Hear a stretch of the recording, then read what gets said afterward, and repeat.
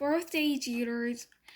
Okay, so I admit that the first day of school, I was so nervous that the butterflies in my stomach were more like pigeons flying around my insides.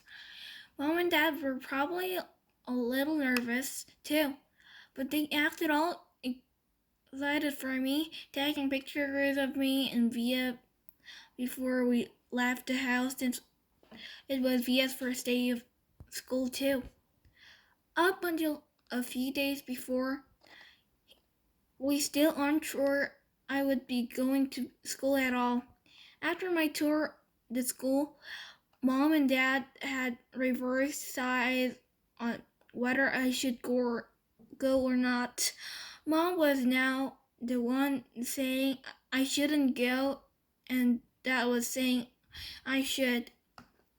Dad had told me he was very proud of how I handled myself with Jillian, and Dad was turning into quite the strong man.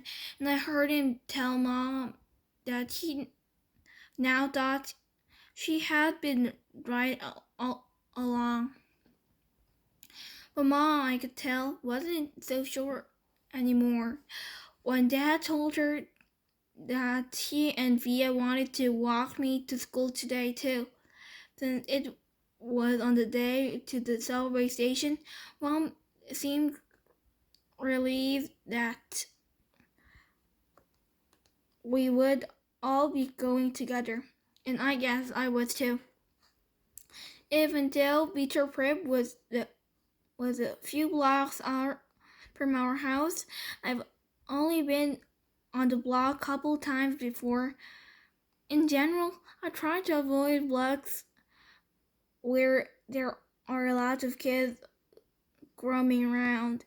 On our block, everybody knows me, and I know everybody. I know every brick and every tree trunk and every crack in the sidewalk.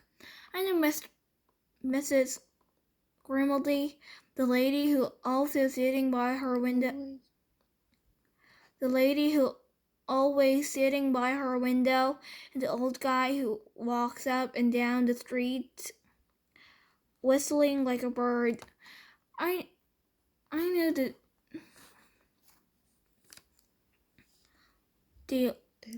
deli on the corner where Mom gets our bagels, and the waitresses at the coffee shop who all call me honey and give me lollipops whenever they see me. I love my neighborhood of North River Heights, which is why it was so strange to be walking down these blocks feeling like it was all new to me suddenly.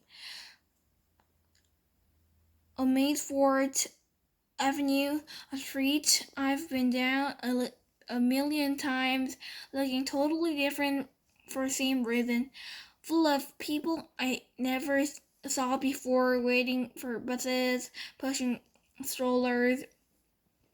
We crossed a Maidford and turned up Heights Place. Via walked next to me like she usually does, and Mom and Dad were behind us. As soon as we turned the corner, we saw all the kids front of the school, hundreds of them talking to each other in little groups, laughing or standing with their parents, or talking with other parents. I kept my head way down.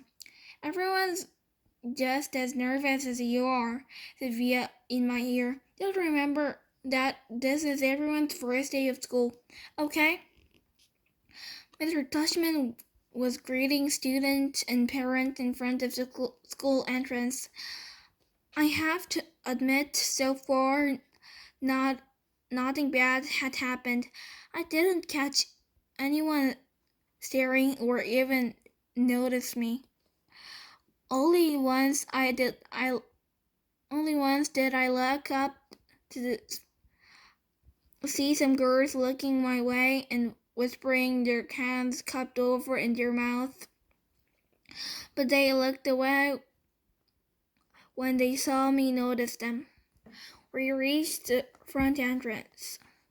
Okay, so that's it, big boy, said Dad, putting his hand on top of my shoulders. Have a great first day. I love you, said Via, giving me a big kiss and hug. You too, I said.